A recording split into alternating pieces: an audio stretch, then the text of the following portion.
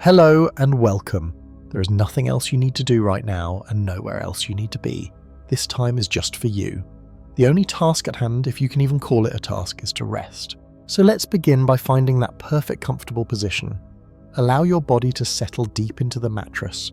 Feel the softness of the pillow as it cushions your head and the gentle, reassuring weight of the blanket resting upon you. Allow your arms and legs to grow heavy, wonderfully heavy. Let go of any tension you might be holding in your shoulders, your jaw, or your hands. Let's take a deep breath together. A slow, quiet inhale, filling your lungs with fresh, calm air. And a long, slow exhale, letting go of the day, letting go of all the thoughts and concerns that came with it. They can wait until tomorrow. Let's do that once more.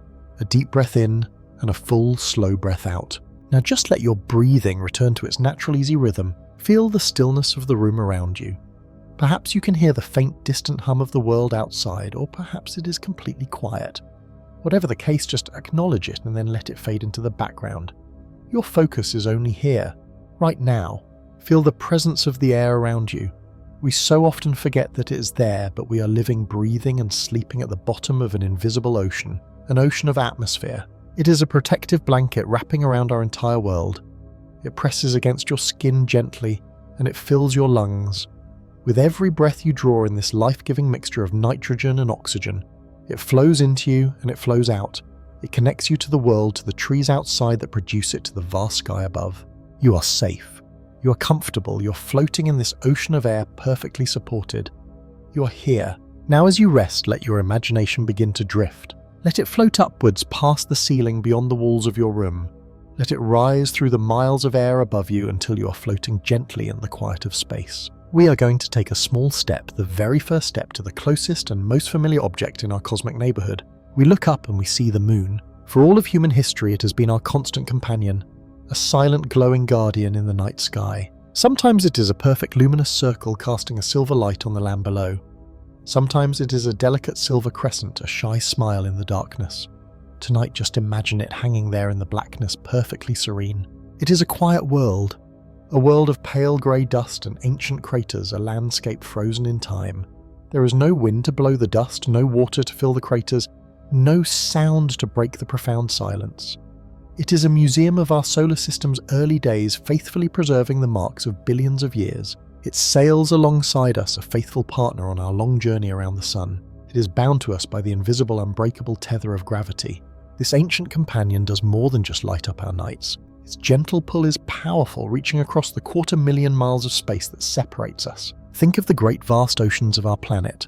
The moon is pulling at them gently, rhythmically. It causes the tides to rise and to fall. It is the deep, slow breath of the ocean, a cosmic rhythm set in motion by our distant friend. In and out. The tide comes in and the tide goes out. A slow, reliable pulse, just like your own steady breathing. But the moon does something even more profound for us. It acts like an anchor for our planet. Our world spins on its axis, a tilt that gives us our changing seasons. The moon's gravity holds onto the Earth and keeps that spin remarkably steady. It stops our planet from wobbling too wildly. Without the moon, our seasons could become chaotic, our climate unpredictable. It provides a gentle stability. It has made our world a more peaceful and habitable place, a cradle. Cradle for life? It is our anchor in the cosmos, a silent protector watching over us as we sleep. Let's imagine now, just for a moment, that we are standing on the dusty, silent surface of that moon. We are astronauts of the mind. We turn around and we look back at where we came from, and there it is, home. From this vantage point, Earth is not the world. It is not the vast, solid, unconquerable ground beneath our feet. From here, Earth is an island. It hangs in the total velvet darkness of space. It is not pale. It is a stunning, bright jewel, a marble of brilliant blue, swirling white and patches of brown and green. We can see the white swirls of clouds moving slowly in vast, silent patterns over deep blue oceans. We can see the familiar shapes of continents, the places we know only from maps. It is breathtakingly beautiful. It is bright and it is overwhelmingly alive. All of human history, every person you have ever known, every person who has ever lived, every king and every farmer, every artist and every scientist, every joy, every sorrow, every war, every song, every act of kindness has happened on that small, beautiful sphere. It is floating in an immense silent and empty blackness, and as we float, we can imagine travelling even further away, Our imagination is fast. We drift past the red plains of Mars. We fly by the giant stormy belts of Jupiter. We pass the glorious rings of Saturn. We are now at the edge of our solar system, looking back from billions of miles away. From here, our bright blue marble is gone. All we can see is a single point of light, a pale blue dot, so small, so fragile, suspended in the great cosmic dark. It is a humbling sight. It is a perspective that changes everything. It reminds us that our world is a single precious stage in a vast arena. It is the only home we have ever known. There is a deep peace in knowing this, knowing that we are all together on this tiny, beautiful ship. We are floating safely through the night, protected by our ocean of air, steadied by our ancient moon. You are safe. You are part of this incredible journey. And now, as you settle deeper into comfort, let us drift a little further. Let us journey together beyond our anchor and into the rest of our cosmic garden. Let us drift closer to home now, back to our own cosmic neighborhood. Feel the invisible pull of gravity, a gentle, familiar thread guiding us toward the heart of our solar system. This is our family of worlds, and we are about to meet our silent neighbors. At the very center of it all, holding us in its embrace, is our anchor, the source of all our warmth and all our light. We call it the sun. When you think of the sun, perhaps your mind fills with images of a violent, raging inferno, an explosion of nuclear fire. But for tonight, let's see it differently. Let's imagine it not as a chaotic fire, but as a great, grand, and perfectly steady campfire. It is the campfire that our entire family of planets huddles around, drawing warmth and life from its constant, reliable glow. This fire has been burning faithfully for over 4.5 billion years, a comforting golden presence in the endless darkness of space. It doesn't roar with anger. It hums with a deep, boundless, and creative energy. It radiates this energy not in sharp bursts, but with a deep, steady generosity that travels across 93 million miles of empty space to reach us. This energy travels as tiny, weightless particles of light. We call them photons. Think of this light not as a harsh beam, but as a constant, gentle rain of warmth. As you rest here, picture that golden rain setting off on its long journey. It leaves the shimmering surface of the sun and begins its sprint across the void. It travels faster than anything else in the entire universe, a speed so fast it's hard to truly grasp, 186,000 miles every single second. And yet the emptiness of space is so vast, so incredibly wide, that this light, this rain of photons, takes 8 full minutes to reach us. 8 minutes. The warmth you feel on your skin on a sunny afternoon, that warmth is 8 minutes old.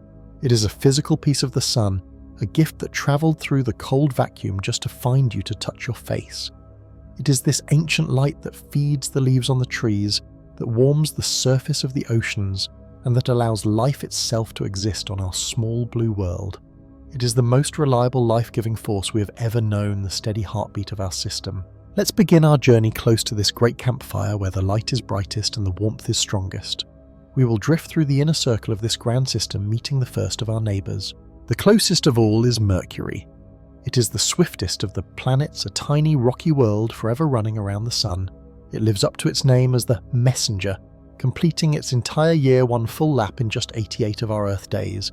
It lives a life of intense extremes. Because it is so close to the sun and has almost no blanket of air, no atmosphere to protect it, its two faces are worlds apart. The side facing the sun becomes unbelievably hot, a landscape scorched by radiation hot enough to melt lead. A day on Mercury is a trial by fire, but the side facing away from the sun, the side hidden in its own shadow, is plunged into one of the deepest colds in the solar system, hundreds of degrees below zero. It is a place of scorching daylight and freezing twilight. Mercury is a small, scarred world covered in craters from billions of years of impacts, a silent testament to a long and harsh life spent so close to the heart of the system. It circles and it endures. We drift a little further out to the next neighbour. This is Venus. From Earth, she is the brightest gem in our night sky, a beautiful, brilliant light that we often see at dawn or dusk. We call her the morning star or the evening star. She is our sister planet, almost the exact same size as Earth, almost the same weight. But this mysterious sister hides her face from us.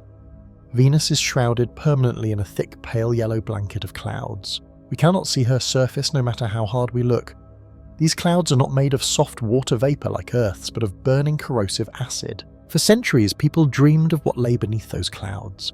A tropical paradise, a world of oceans and jungles much like our own. When we finally sent robotic probes to look beneath the veil, we found a very different and very tragic reality. Venus is a warning. That thick, beautiful blanket of clouds has trapped the sun's heat in a process we now call a runaway greenhouse effect. The surface of Venus is the hottest place in the entire solar system, even hotter than Mercury. It is a crushing, burning, toxic world where the pressure would feel like being a mile deep in our ocean. Venus is a hot beauty, a planet that reminds us how precious and fragile our own blue and white balance is. She is our sister, but one who took a very different path. Let us move on past our own home, past the blue and white oasis of Earth, which we will visit another time. We travel outwards to the fourth planet from the Sun. You know this one.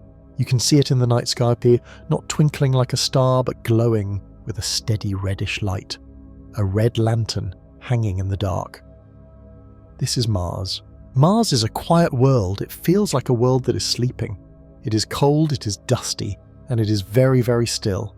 Today it is a global desert planet, its red-orange colour coming from iron oxide rust in its soil. But as we float silently above its rusty plains, we see ghosts. We see things that tell a story of a very different past. We see the largest volcano in the entire solar system, Olympus Mons. It is a giant 3 times taller than our Mount Everest, but it is asleep. It has been quiet for millions of years. And we see something else, something familiar and haunting. We see vast deep canyons, one of which would stretch all the way across the United States. And we see winding, dried up riverbeds. These are not just cracks. These are channels carved long ago not by wind but by flowing water, rivers of water. Once long ago, Mars was a warmer, wetter world. It had a thicker sky, it had rivers, and perhaps it had lakes, or even a small, shallow ocean. Where did all that water go? Where did that air go? Mars is a world of memory. It is a dream of a past that might have been, a past that perhaps even held the spark of simple life. And now, as our own robotic explorers crawl across its red dust, it has also become a dream of the future. It is the next place we look to the next horizon to reach for. It is the sleeping red world waiting patiently for visitors. We leave the small, rocky inner worlds behind. To get to the next group of neighbours, we must cross a great open boundary. It is a wide, empty feeling space between Mars and Jupiter. A space filled with millions of scattered rocks, the leftover dust and rubble from when the planets were born. This is the asteroid belt. We drift through it safely, the tiny rocks millions of miles apart. And on the other side, everything changes. The scale becomes immense. We are now in the realm of the gentle giants. The first one we meet is a king. This is Jupiter. It is a true giant, a world so large that all the other planets in our solar system could fit inside it with room to spare. It is not made of rock like Earth or Mars. It is a gas giant, a massive spinning ball of hydrogen and helium, the same elements that make up the Sun. Jupiter is the protector of the inner system. Its gravity is a powerful shield. Like a giant cosmic vacuum cleaner, its immense pull captures or flings swans away dangerous comets and asteroids that might otherwise fall towards the inner planets, including Earth. It is our silent, unknowing guardian, and we have much to thank it for. To look at Jupiter is to look at a masterpiece of chaos. Its surface is not solid. It is a boiling, churning, and unimaginably deep ocean of clouds. There are bands of colour white, orange, brown, and red stretching all the way around the planet. And there are storms. There is one storm in particular which we call the Great Red Spot.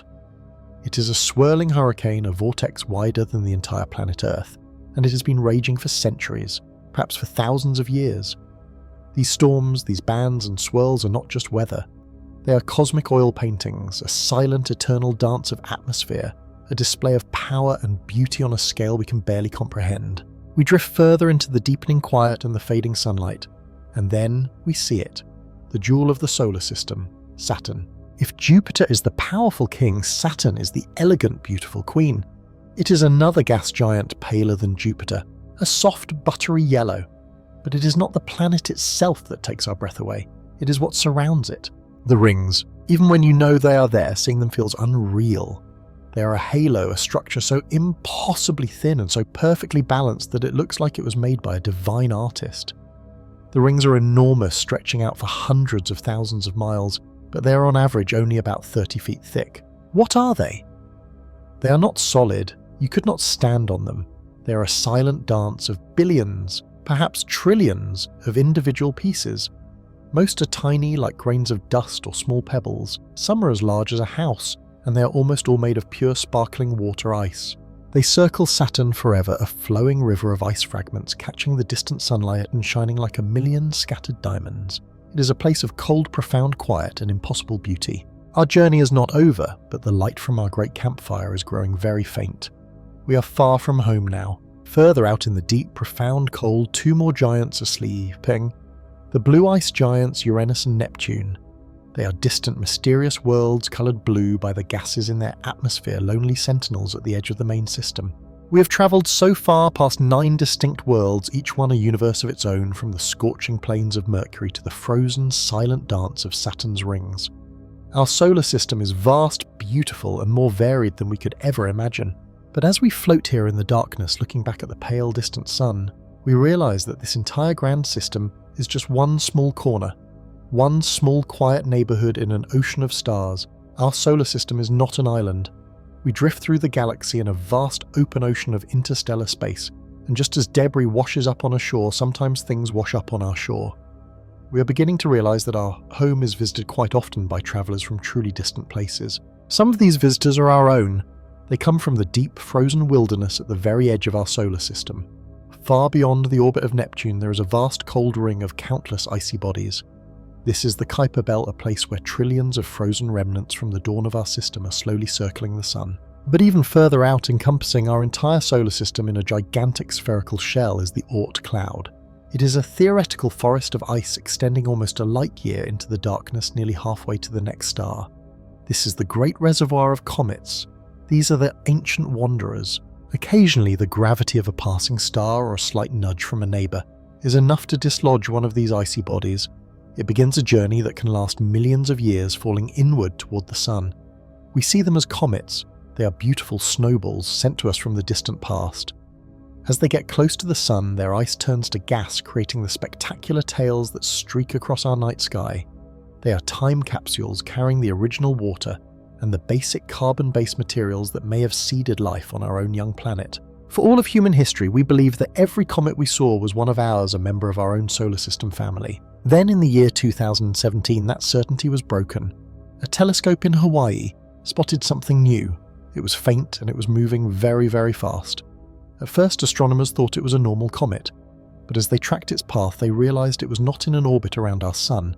It was on a path that came from deep space, from the direction of the star Vega. It was falling through our solar system and would soon be gone forever. It was the first interstellar visitor we had ever seen. It was given a name, Oumuamua, a Hawaiian word meaning a messenger from afar arriving first. The mystery surrounding it only grew. It was small, perhaps the size of a tall building, but its shape was strange. It did not look like the lumpy potato shapes of most asteroids. It appeared to be extremely long and thin, perhaps like a cosmic cigar, or maybe, as others suggested, very flat like a pancake. But the greatest riddle was its movement. As Oumuamua passed the sun and began to fly away, it sped up. It accelerated, pushed by some unseen force. Comets do this all the time. The sun heats their ice, which shoots out as jets of gas, pushing them like tiny rockets. But telescopes could see no gas, no dust, no cometary tail around Oumuamua. The mystery remains a quiet question hanging in space. What was it? Was it just a very strange dry fragment of a distant shattered planet? Was it a new kind of interstellar object, a hydrogen iceberg perhaps, whose tail was invisible to us, or was it something else? We only had a brief look as it tumbled away, vanishing back into the endless night. We were left wondering if it was a unique event, a once-in-a-lifetime visitor, but only 2 years later it happened again. An amateur astronomer named Gennady Borisov spotted a new object. This one, later named 2I Borisov, also had a path that showed it came from another star system. This time, however, it looked familiar. It was clearly a comet. It had a fuzzy halo and a faint tail. For the first time, we could study the chemistry of an object from another solar system. Oumuamua was the mysterious scout. Borisov was the messenger. The meaning of these discoveries is profound. The universe is speaking to us. It is telling us that the systems of stars are not isolated. They are connected. Just as our sun sends its own comets out into the galaxy, other stars are sending their materials to us. Matter is being exchanged across the void. The galaxy is a single interconnected ecosystem. These first 2 visitors have opened our minds. But what comes next? We can imagine a future visitor, a third one that truly challenges us. Let us call it a hypothetical object, something like the 3i Atlas concept. Imagine we detect this object, its orbit is unusual. Perhaps it does not just fly by, but it slows down braking in a way that gravity cannot explain. We point our telescopes at it and look at its chemical signature. The light it reflects is strange. It does not match any known rock or ice. It contains elements perhaps in ratios that seem processed unnatural. What would we be seeing? Is it just a new bizarre natural phenomenon that our science does not yet understand? The universe is after all far stranger than we can imagine. Or is it a sign of a different kind of process? A process that is not random nature but something deliberate. This is when we must be both cautious and brave. We must be rigorous. The foundation of science is to assume a natural explanation first. We must check every calculation and exhaust every known possibility. There is a deep-seated sadness in mainstream science when faced with such questions, and for good reason. Extraordinary claims demand extraordinary evidence, but we must also have the courage to ask the question, what if we are seeing a sign, a relic, a probe, or a technology so advanced we mistake it for a rock? The brave act is not in claiming an answer, but in daring to hold the question itself. These visitors, the icy comets from our own backyard, the strange rock Oumuamua, the familiar messenger, Borisov, and the mysteries yet to come, they all point to a single vast truth. They are travellers, and they are travelling from somewhere. They come from one of the billions of other homes, the other points of light scattered throughout the great silent city of our galaxy. Let us pull our focus back. We have drifted far enough from the sun that it has lost its dominance.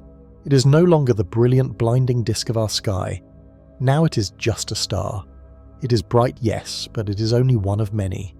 We drift further past the invisible boundary of the Oort cloud, the final tenuous grip of our sun's gravity.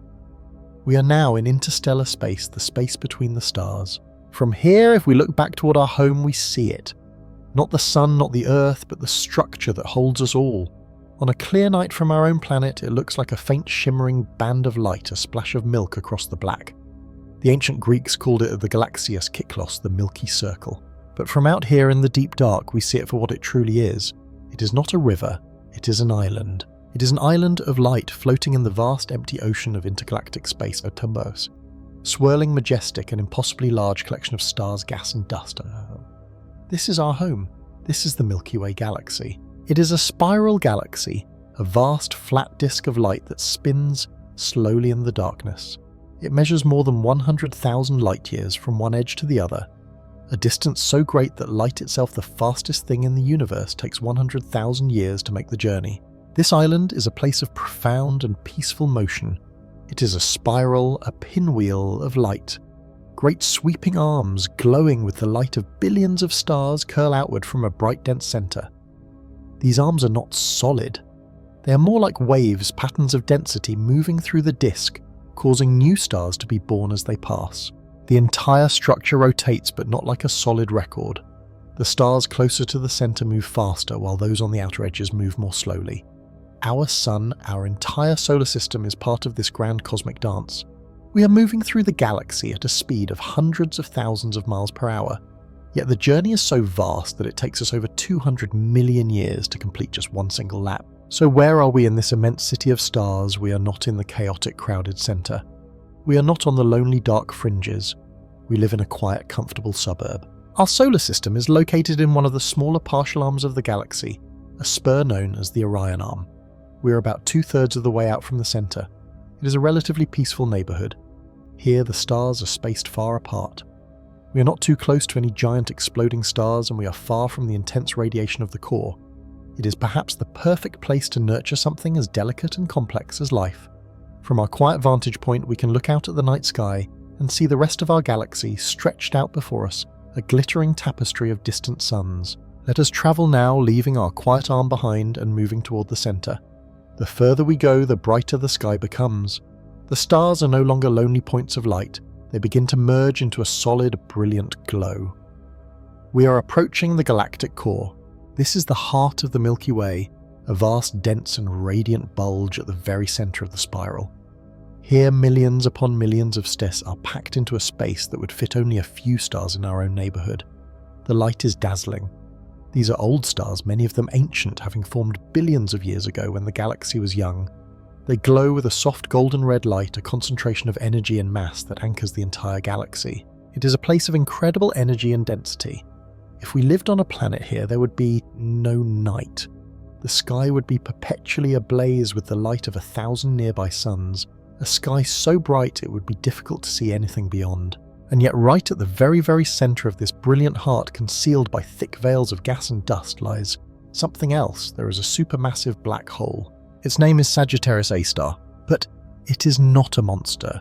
It is not a cosmic vacuum cleaner pulling the galaxy into itself. Instead, it is the anchor.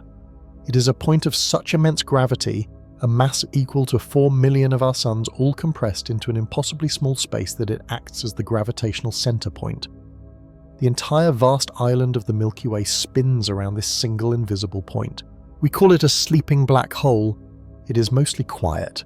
It is not actively feeding on huge amounts of gas or tearing stars apart. It rests. The stars in the core orbit it peacefully, like dancers spinning around the quiet leader of the ballet. It is the sleeping heart of our bright city. Now let us travel back out away from the dense core and into those great sweeping spiral arms. This is where the magic of creation is still happening. These arms are not just filled with stars, they are filled with vast, colourful clouds of gas and dust. These are the nebulae. They are the stellar nurseries of our galaxy. When we see pictures of the Orion Nebula, or the majestic pillars of creation in the Eagle Nebula, we are not looking at explosions, we are looking at birth. These are not chaotic remnants of destruction. They are warm, gentle clouds where new stars are mam or sprouting. Imagine a vast, cold, dark cloud of hydrogen gas and cosmic dust floating for millions of years. Slowly, almost imperceptibly, gravity begins to pull this dust together. The cloud begins to swirl, to condense, to collapse in on itself. Small pockets of gas become denser and denser and then lie, or pressing together. As the material falls inward, the centre of this condensing clump begins to heat up. It gets warmer and warmer until it is millions of degrees. The pressure becomes immense. And then suddenly a new light bung-tin, or awakens. A new sun is born, igniting with nuclear fusion, and a new star shines for the first time. The light from this new baby star pushes outward, illuminating the rest of the gas cloud it was born from, creating the beautiful glowing colours we see. The nebulae are the galaxy's way of recycling, of taking the dust of old long-dead stars and forming new ones. Our own sun was born in a cloud like this 5 billion years ago. Our galaxy, this peaceful, swirling island of light, is a dynamic and living system. It is a place of quiet suburbs, a brilliant and dense core, and vibrant nurseries where new stars are being born right now as we speak. Our Hondao, our island, is home to hundreds of billions of stars, hundreds of billions of suns. We look at our own sun and see its family of 8 planets, its asteroids and its comets, and we are left with a staggering thought. Our sun is just one of hundreds of billions. And as we have learned by looking closely at these other suns, most of them, they are not alone. We have journeyed far from our tiny blue world. We have looked out at our solar system and at the gas giants, the icy moons, and the distant frozen frontier. But now it is time to take the next final step, to look beyond our family of planets, beyond the comfortable glow of our own sun, and out into the great dark ocean of the galaxy. For all of human history, the stars in the sky were just pinpricks of light. We wondered, we dreamed, we told stories, but we did not know. We did not know if our sun was unique. We did not know if other stars had families of their own. Looking for another planet, an exoplanet, is one of the hardest things you can try to do. A planet does not make its own light. It is incredibly small and incredibly dim, hiding in the blinding glare of its parent star. It's like trying to spot a tiny dark moth fluttering in front of a giant stadium floodlight from 100 miles away. For centuries it was impossible. But we are a very clever and patient species. We built new eyes. Telescopes in space like the Kepler Space Telescope, designed not to see a planet but to see its shadow. This beautifully simple idea is called the transit method. Imagine you are staring at a single distant headlight far down a dark road.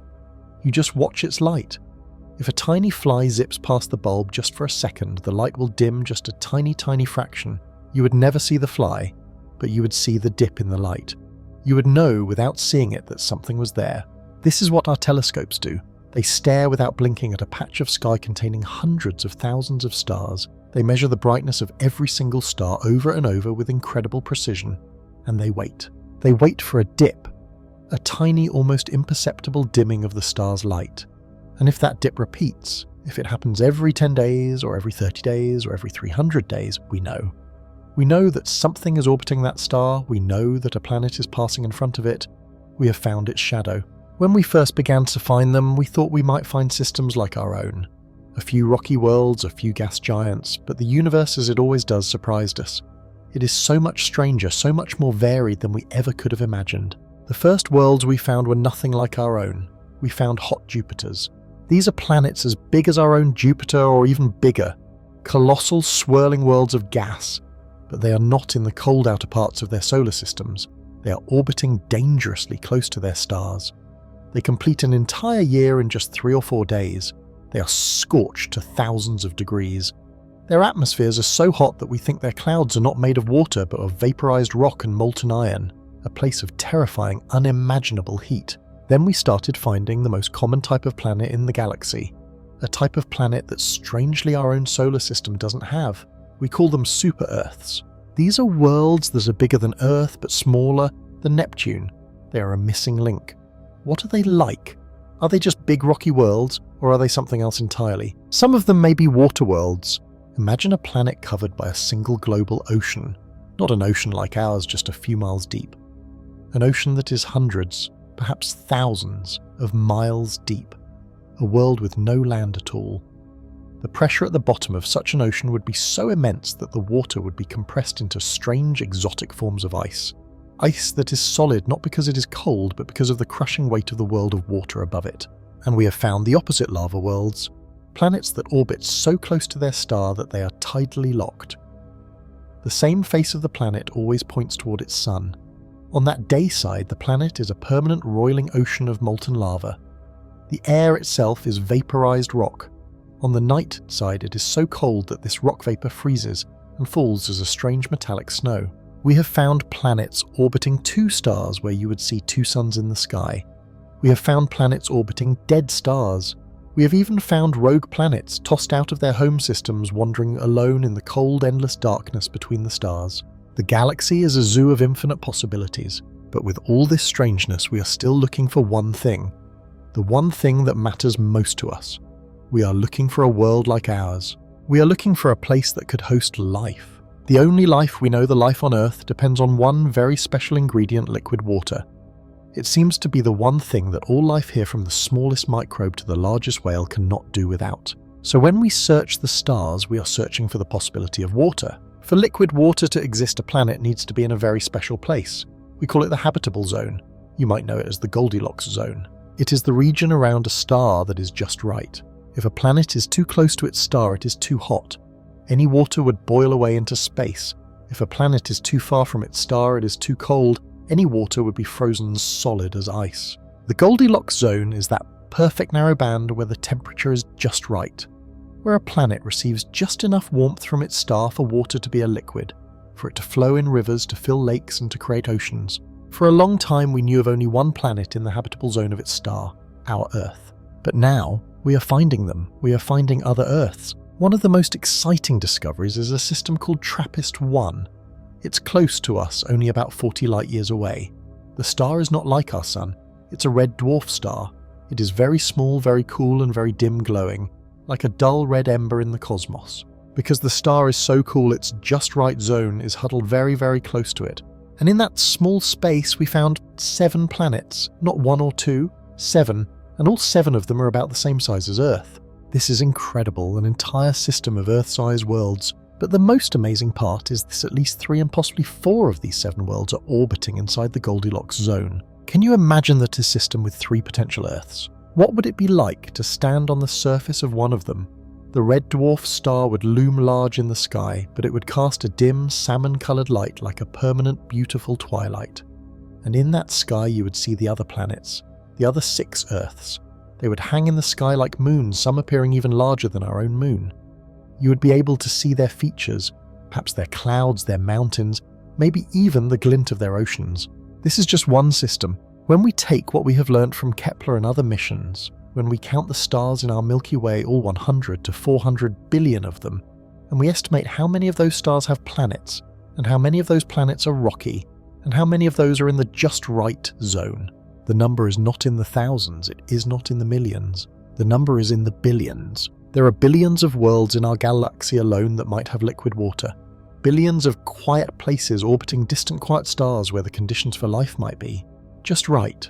We are living in a profound moment.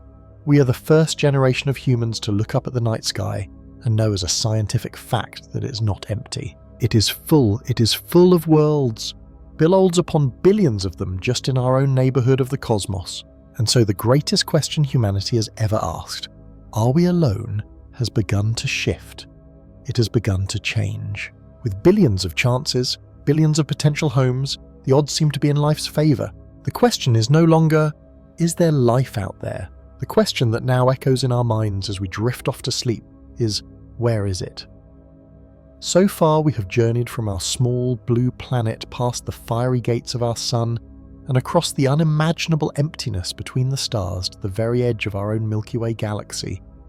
We have seen its spiral arms, its glowing core and its silent dark halo. It feels like the end of the journey. It feels like we have reached the edge of everything. But now we must take the biggest leap of all. We must pull the camera back further and further until our entire galaxy, this sprawling city of 400 billion stars, begins to shrink. We watch as the magnificent spiral arms fold into themselves, the bright central bar fades, the whole glorious Milky Way becomes a bright spinning disk, and then a pinwheel, and then just a single lonely point of light. And as it shrinks, we suddenly see that it's not alone. We are surrounded. What we once thought was the entire universe is just one speck of light in a cosmic ocean. This ocean is dotted with other specks, other points of light stretching away in every direction as far as we can possibly see. Each point of light is another galaxy. This is the galactic archipelago. An archipelago is a chain of islands. In the vast dark ocean of space, the galaxies are the islands. Each one is an island universe, a self-contained city of stars, gas and dust separated from its neighbours by millions of light years of cold, empty intergalactic space. How many are there? For the longest time we had no idea. We thought the fuzzy patches we saw in our telescopes were just clouds of gas inside our own galaxy. But in the 1920s, astronomer Edwin Hubble proved that they were impossibly far away. They were other galaxies just like ours.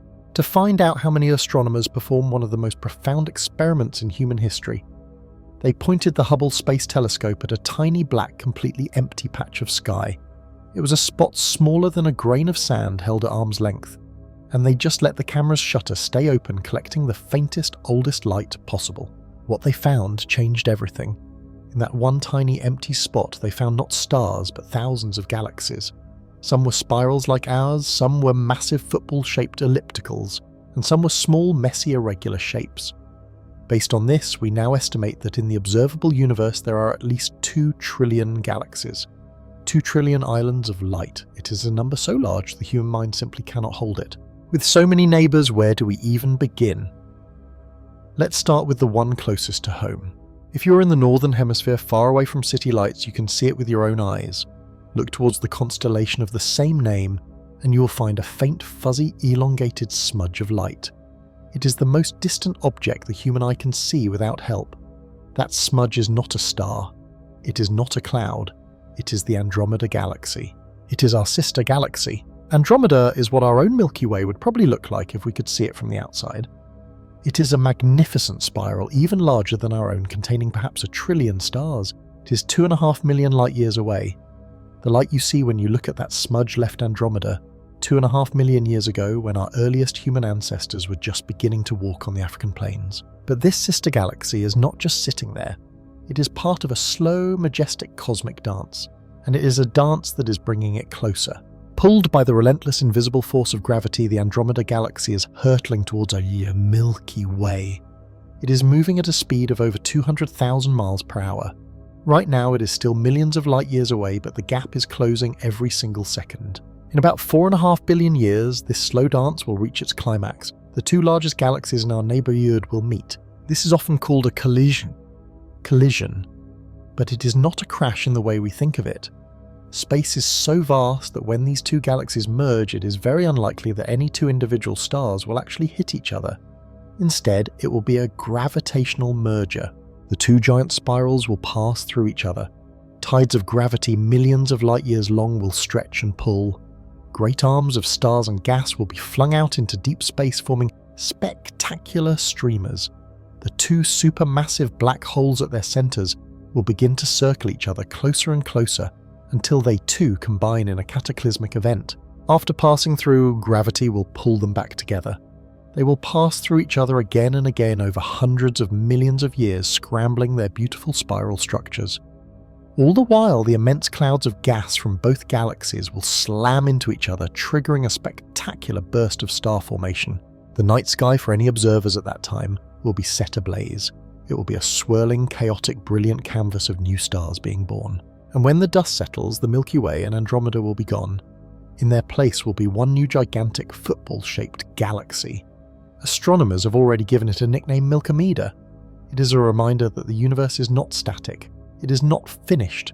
It is a place of constant, slow and powerful creation. But Andromeda and the Milky Way are not alone in this dance. They are just the two largest members of our own cosmic family. Just as stars form in clusters, galaxies also huddle together in groups. Our little galactic neighborhood is called the local group. It is a small club of galaxies all bound together by their mutual gravity.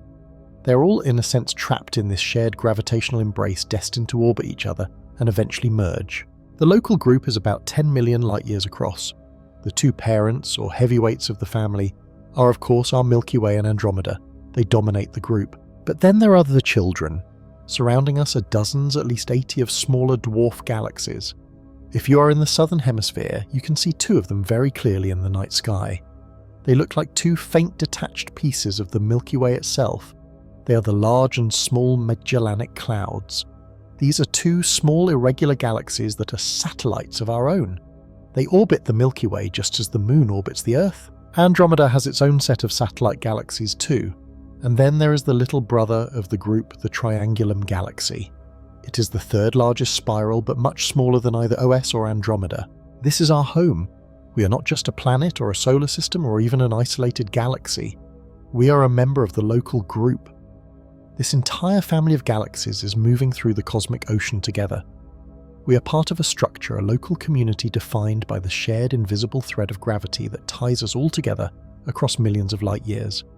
We have journeyed from our home planet to the stars, across the expanse of our Milky Way galaxy, and even through the busy neighborhoods of our local group and the Virgo supercluster. Each step has revealed a larger and more complex reality. Now we take the final and largest step back to view the entire observable universe. What we find is not chaos, but a staggering, beautiful and intricate pattern. This is the cosmic web, the largest structure in existence. When we look at the universe on this grandest of scales, we see that galaxies are not scattered randomly like sand tossed on a beach. Instead, they are organized.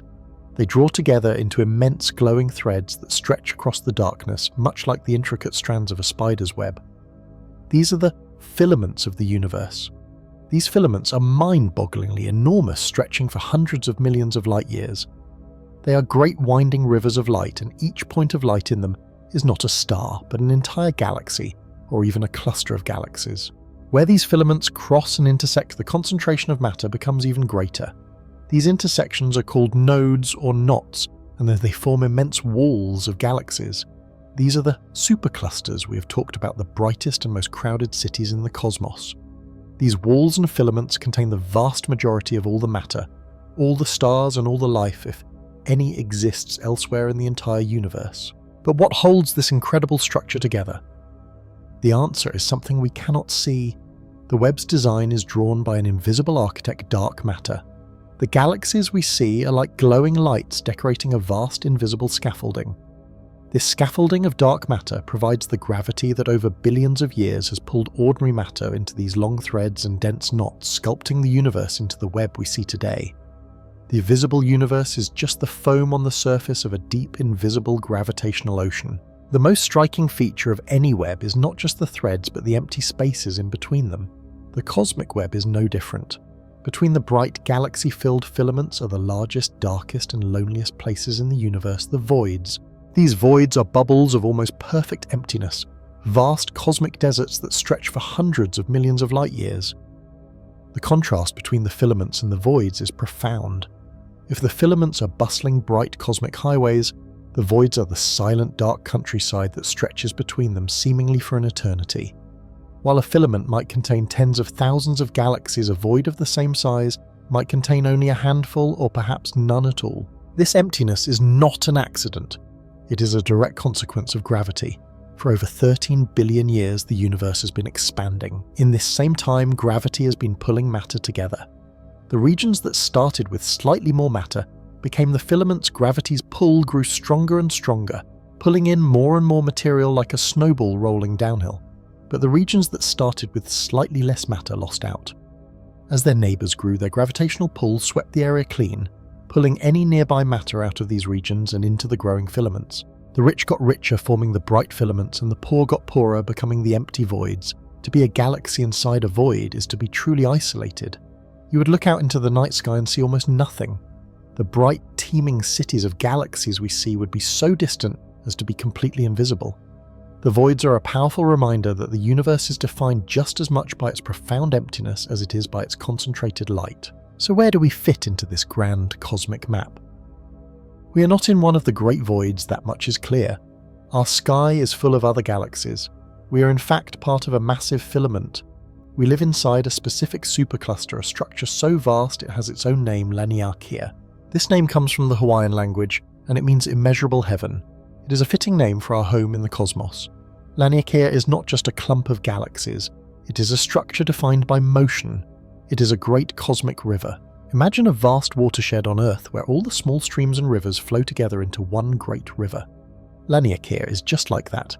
It contains over 100,000 galaxies, including our own Milky Way, the Andromeda Galaxy, and the entire Virgo cluster, and every single one of these galaxies is moving. We are all flowing together, pulled by an immense gravitational current. We are a speck of dust, a single galaxy, among 100,000 all caught in a cosmic tide. This river of galaxies is flowing towards a single common destination. We call this destination the Great Attractor. It is a massive concentration of gravity, a valley in the fabric of space-time, and our entire supercluster, our entire immeasurable heaven, is sliding downhill towards it. Laniakea itself is just one bright thread in the even larger cosmic web. It shows us our true place in the universe. We are not just on a planet or in a solar system or even in a galaxy. We are part of a flow, a single drop in a great gravitational river streaming through the darkness as part of the largest, most magnificent structure we have ever discovered. For centuries we have studied the night sky, and we have become very, very good at understanding one thing: gravity. We know that the moon orbits the Earth. We know that the Earth orbits the Sun. The laws of gravity are precise. They predict that the farther you are from the central object, the slower you must travel. Mercury close to the Sun whips around in just 88 days. Neptune out in the darkness takes 165 years. If Neptune suddenly tried to move as fast as Mercury, the Sun's gravity would fail, and Neptune would be flung out of the solar system, lost to interstellar space. This is a fundamental rule. In the 1970s, astronomers began to apply this same simple rule to galaxies. Galaxies are not solid objects. They are vast spinning collections of individual stars. Like our solar system, they have a bright, dense center. Therefore, the stars on the far outer edge of a galaxy, far from the gravitational center, should be moving slowly. But when astronomers pointed their telescopes at our neighbor, the Andromeda Galaxy, and then at others, they found something that was not just wrong, it was impossible. The stars on the outer edge were moving fast, shockingly fast. They were moving at the same speed as the stars near the center, and sometimes even faster. This was a moment of pure disbelief. It was like watching a merry-go-round spin so violently that the outer horses were moving at the speed of a bullet, yet they remained perfectly in place. According to every law of physics, we have these galaxies were spinning fast enough to tear themselves apart. The gravity from all the visible stars, all the glowing gas, all the dust we could measure was not nearly enough to act as the glue. The stars on the edge should have been thrown off like children letting go of a carousel, flying into the blackness of the intergalactic void. Our universe should be a graveyard of disintegrated galaxies, but it is not. The galaxies are stable. The beautiful spirals remain. This was the anomaly. It was a clue, just like 3-Eye Atlas, that told us we were missing something. And we were not missing something small, we were missing almost everything. If the stars aren't flying away, it means there is enough gravity. And if there is enough gravity, there must be more mass, more stuff than we can see. So scientists began a hunt for this missing mass. Maybe it was just things that are hard to see, perhaps it was made of old burnt-out stars called brown dwarfs, or countless black holes, or maybe just vast cold clouds of gas that don't glow. They added it all up. They calculated the mass of every star, every planet, every gas cloud they could possibly find. And it was not enough. It was not even close. The math was relentless. To get the gravity needed to hold a galaxy together, you need about 5 times more stuff than we can account for. The conclusion was as terrifying as it was revolutionary. The vast majority of matter in the universe is invisible to us.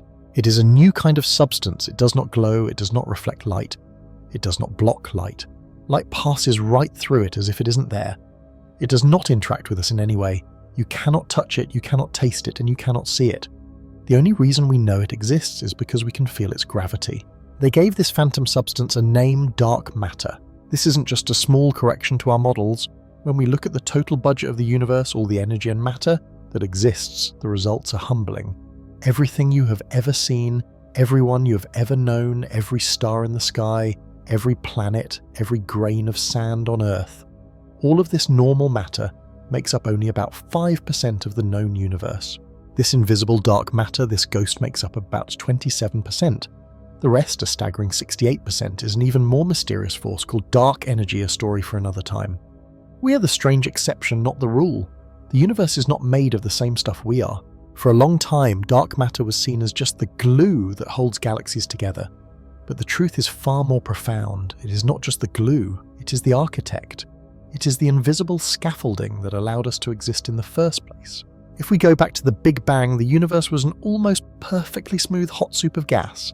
Our best computer models showed that the gravity from normal matter alone was not strong enough to pull itself together. The universe was expanding so fast that this gas would have just kept spreading out, getting thinner and thinner forever. The universe would have remained a cold, dark, boring fog of hydrogen. No stars, no galaxies, no us. But the dark matter was there. Because it does not interact with light or heat, it was not pushed by the fire of the Big Bang. It was heavy and it was slow, and it began to clump together first. In the darkness of the early cosmos, it formed vast invisible networks like a three-dimensional spiderweb, stretching across billions of light years. These invisible filaments created what we call gravity wells, deep pools of gravity in the middle of empty space. The normal matter, the gas that would one day become us, felt this pull. Like water spiraling down a drain, the hydrogen gas of the early universe was pulled into these invisible dark matter valleys. The gas collected, it compressed, and it ignited, forming the very first stars. These stars gathered into the first galaxies. What we see when we look at a galaxy is just the foam on the wave. We are seeing the little bit of normal matter that has settled in the center of a truly colossal invisible halo of dark matter. The machine of the galaxy, its stars, its spiral arms, is being guided and held in place by the ghost that surrounds it. We live our lives on a tiny planet in a solar system in a galaxy that is itself just a small bit of luminous dust trapped in an invisible gravitational web. We are completely, totally, and utterly dominated by a substance that we do not understand and cannot find. Right now, billions of particles of this dark matter are likely streaming through your body, through the Earth, and back out the other side without leaving a single trace. We are living in a ghost's world, and now the greatest hunt in physics is on to build a trap deep underground, sensitive enough to finally catch one. If the discovery of dark matter felt like finding a strange invisible ghost in our cosmic house, the discovery of dark energy was like realizing the house itself is actively trying to push us out, expanding its own walls at an ever-increasing speed. For most of the 20th century, astronomers had a simple understanding of the universe's ultimate fate. After the initial explosion of the Big Bang, the universe was expanding. But just as a ball thrown into the air is pulled back down by Earth's gravity, scientists assumed that the collective gravity of all the matter in the universe, all the stars, all the galaxies, and even all that mysterious dark matter must be acting as a brake. The expansion, they reasoned, should be slowing down. The only question was whether it would slow down enough to eventually stop and collapse back in on itself in a big crunch, or if it would just slow down forever, expanding but at an ever less enthusiastic rate. In the late 90s, two separate teams of astronomers set out to measure exactly how much the universe was slowing down.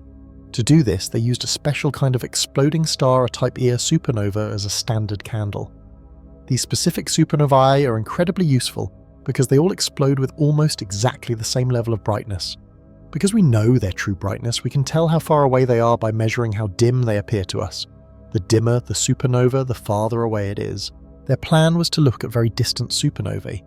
The light from these explosions had travelled for billions of years to reach us, so it was showing us what the universe looked like in the distant past. By comparing the distance of these ancient supernovae with the distance of closer ones, they could map the expansion rate of the universe over time. They expected to see the expansion suddenly slowing. What they found was the single most profound and shocking discovery in modern cosmology. The distant supernovae were dimmer than they were supposed to be. They were not where they should have been. They were farther away than all the models predicted. The only way this could be possible was if the expansion of the universe was not slowing down at all. In fact, for the last 5 or 6 billion years it has been accelerating. This was not a subtle effect.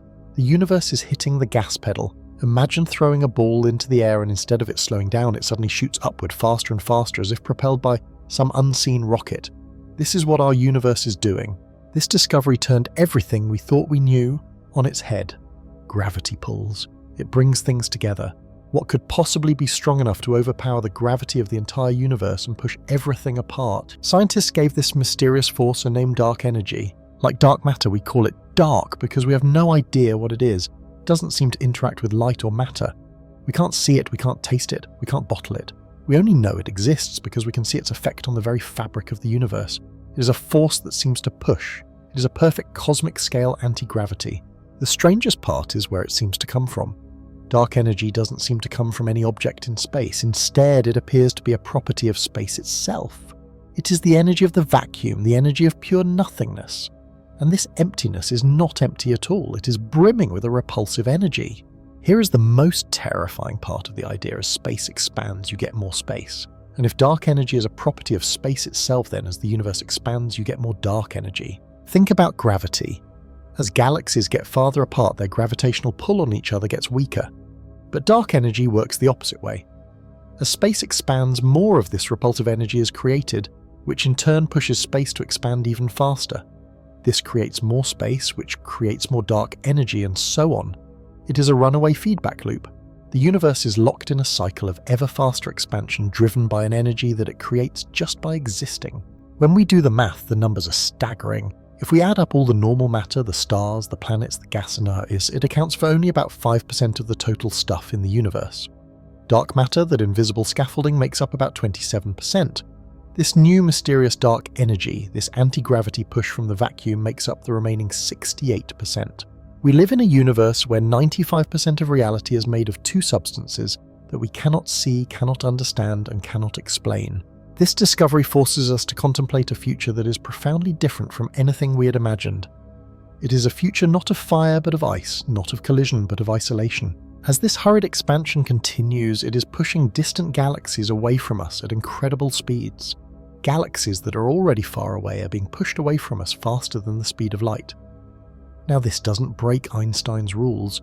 Nothing can move through space faster than light, but space itself can expand at any speed it wants. This creates a cosmic horizon, a boundary we can never cross. As the eons pass one by one, the galaxies we see in our night sky will be pushed beyond this horizon. Their light will be stretched by the expansion until the waves are so long they are undetectable. They will quite literally vanish from our view. First, the most distant clusters will fade to black, then the next closest. Over billions and trillions of years, the night sky will slowly be emptied. The rich, glittering tapestry of countless galactic islands will be snuffed out one by one. Our own little cluster of galaxies, the local group, which includes our Milky Way and the Andromeda Galaxy, is bound together by gravity. Gravity is strong enough on this local scale to overcome the dark energy push. Our cluster will survive. In fact, in about 4 billion years, the Milky Way and Andromeda are still on schedule to collide and merge into one giant super galaxy, which some astronomers call Milkomeda. But that will be all. Imagine a future astronomer living on a planet within this giant merged galaxy, perhaps 100 billion years from now. When they look up at the night sky, what will they see? They will see the stars of their own galaxy, and beyond that, nothing. Just blackness, an endless, unchanging, terrifyingly empty void. There will be no evidence of other galaxies. There will be no leftover glow from the Big Bang, as that too will have been stretched into oblivion. These future astronomers will have no way of knowing that the universe was ever expanding. They will have no clue that a Big Bang ever happened. They will look out at their single island universe and conclude with perfect logic that this is all there is and all there ever was. They will be trapped alone in an accelerating darkness, completely unaware of the grand cosmic history that we are so privileged to see. We, it turns out, are living in a very special, fleeting moment in the universe's long life. We live in the one era when the sky is still full of light, when we can still see our neighbours, and when the echoes of our creation are still visible. We are perhaps the only generation that will ever be able to piece together the full story. And as we look out at that sky, we are forced to confront the biggest mystery of all, a universe that is not only stranger than we imagine, but stranger than we can imagine, actively tearing itself apart, propelled by the energy of nothingness itself. Imagine you are watching a movie of the entire universe. You see galaxies like brilliant swirls of light all moving away from each other. The vast emptiness of space seems to be getting even more vast. This is the universe as we see it today, a story of grand and lonely expansion. Now what if we took the remote control for this cosmic movie and pressed the rewind button? If we play the film in reverse, the expansion stops and becomes compression. The galaxies that are currently rushing apart would begin to fly back toward each other. The vast distances that separate us from our cosmic neighbours would shrink. As we keep our finger on the rewind button, the universe itself gets smaller, and as it gets smaller it also gets more crowded. This isn't just about things getting closer. As you squeeze all that matter and energy into a smaller and smaller space, the temperature and pressure skyrocket. The film rewinds past the birth of the first stars, past the great clouds of gas that formed them. We rewind further, and the galaxies themselves dissolve their stars and dust, merging into a single uniform, blindingly hot fog. We are rewinding past the moment the first atoms even formed. We keep going. All the matter in the cosmos, every star, every planet, every person, every speck of dust is crushed together. All the energy, every ray of light, every bit of heat is combined. We rewind until everything, all of space, all of time, all of reality as we know it converges. It all comes back together into a single infinitesimal point. This is the logical conclusion of our rewinding journey. If the universe is expanding, it must have expanded from something. That something is the beginning. This starting point, this beginning, is what we call the Big Bang. It is the most misunderstood name in all of science. When we hear bang, we think of a firecracker or a bomb exploding in the middle of a room. We imagine a point of sound and shrapnel expanding outwards into the empty space around it. But this is not what happened. The Big Bang was not an explosion in space, it was the explosion or unfurling of space itself. Before this moment, there was no room for it to explode in. There was no outside, there was no before. Time and space are woven together into what we call space-time. And this fabric of reality is what came into existence in that first incredible moment. The universe didn't appear inside of anything, it is the thing that appeared, and its origin is almost impossible to comprehend. The entire universe we see today, with its hundreds of billions of galaxies, each containing hundreds to billions of stars, was once contained in a volume smaller than a single atom. Think about that. Everything you have ever seen, touched or felt, Saul, was compressed into a state of infinite density, infinite temperature. We call this a singularity. From that single point, space-time began to expand rapidly and violently. This expansion stretched the universe from the subatomic to the cosmic in a fraction of a second. It was this initial powerful stretching that gave the universe its size, its shape, and the fundamental properties that would eventually allow stars and much later life to form. The bang wasn't a noise, it was the sudden ongoing creation of all the room in the universe. For the first few 100,000 years, this new expanding universe was a truly chaotic place. It was unimaginably hot and dense, a roiling soup of fundamental particles and intense energy. It was so hot, in fact, that atoms couldn't even hold together. Electrons were ripped away from protons, creating a thick charged fog of particles. During this entire time, light in the form of photons was also present. But it couldn't travel. Every time a photon tried to move, it would immediately slam into one of these free-roaming electrons and be scattered in a new direction. The universe was opaque. If you could have somehow existed back then, you would have seen nothing but a blinding uniform white wall in every direction. But the universe kept expanding, and as it expanded, it cooled. Finally, after about 380,000 years, it reached a milestone. The temperature dropped just enough for the free-flying electrons to be captured by protons, forming the first stable neutral atoms, mostly hydrogen. This event changed everything. Suddenly the fog cleared. With the electrons now locked into atoms, the photons were free. The light that had been trapped for 380,000 years was released, and it burst forth in all directions, free to travel across the cosmos forever. That ancient leftover light is still travelling today. It has been journeying across the universe for over 13.8 billion years. And as it has travelled, the continued expansion of space has stretched it out, lowering its energy from a brilliant visible glow into the invisible low-energy microwave part of the spectrum. We call this the cosmic microwave background, or the CMB. This isn't just a theory, we can still see this light. When we build powerful radio telescopes and point them at any empty patch of sky, we find it. It comes from every direction, a faint, persistent glow with a temperature of just 2.7 degrees above absolute zero. It is the oldest light in existence, the universe's own baby picture. It is the fossil radiation, the afterglow, this faint, beautiful echo of the creation of everything. We have travelled so far together, we have drifted through the veils of gas and dust where stars are born. We have stood at the violent, beautiful edge of a black hole, a place where time itself bends and breaks. We have watched galaxies collide their stars, passing like ghosts in the night. We have gone backward all the way to the very first second of creation, to the single explosive moment that began everything. And now our journey brings us to one final quiet question. It is perhaps the biggest question of all. We look up at the night sky. We know not just as a matter of faith, but as a matter of scientific measurement what is out there. Our own galaxy, the Milky Way, contains perhaps 400 billion stars. Our best calculations tell us that there are likely just as many planets, if not more. That is 400 billion chances for life just in our own cosmic home. But our galaxy is not alone. It is one of hundreds of billions of galaxies we can see. The numbers become so large they lose their meaning. There are more stars in the observable universe than there are grains of sand on all the beaches of planet Earth. There are trillions upon trillions of worlds. Given the sheer number of opportunities, given the billions of years the universe has had to experiment, the question becomes unavoidable. Why is it so quiet? With billions of star systems and billions of planets in the just right habitable zone, and billions of years for civilizations to rise, you would expect the sky to be full of activity. You would expect radio signals light from massive engineering projects, the hum of an interstellar economy. Instead, when we point our radio telescopes at the sky, we hear silence. We hear the whisper of radiation left over from the Big Bang, the static of distant pulsars, but we hear no messages. We hear no one. This profound stretching silence is known as the Fermi paradox, named after the physicist Enrico Fermi, who supposedly asked it during a simple lunch with colleagues. Where is everybody? The numbers say the sky should be full.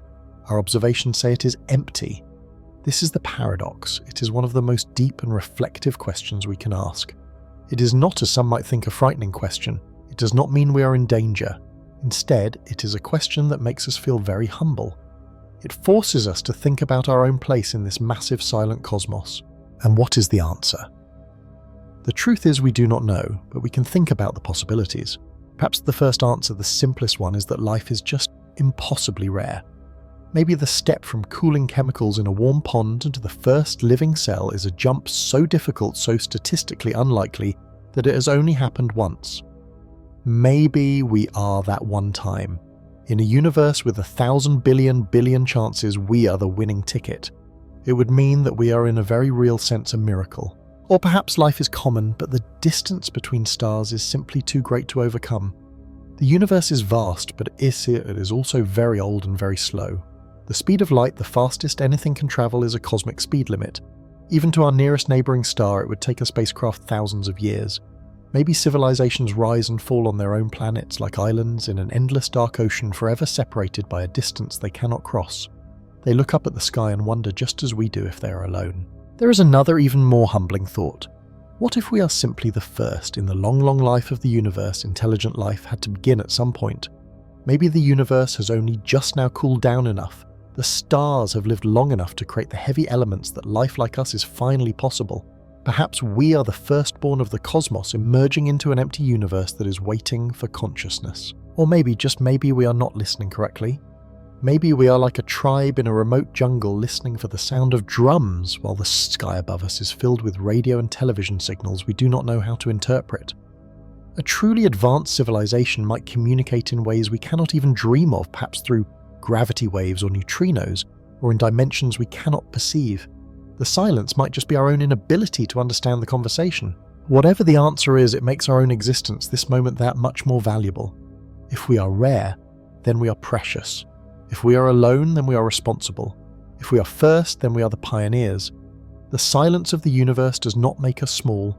Instead, it makes the fact that we are here, thinking about it, an event of cosmic importance. And so this great journey brings us back Back from the edge of the cosmos, back from the beginning of time, and all the way back into this room, back to the simple, quiet rhythm of our own breath. We have travelled to the ends of the universe and the limits of time, and in all that vastness we have found that the most wondrous thing is not the exploding star or the spinning galaxy. It is us. It is the simple fact of our own awareness. We are the part of the universe that has woken up. We are the way the cosmos is able to know itself, to see its own beauty, and to ask its own questions. You, the person listening to this, are a collection of atoms forged in the heart of a long-dead star, and you have now become aware. The journey has been long, but now it is time to rest.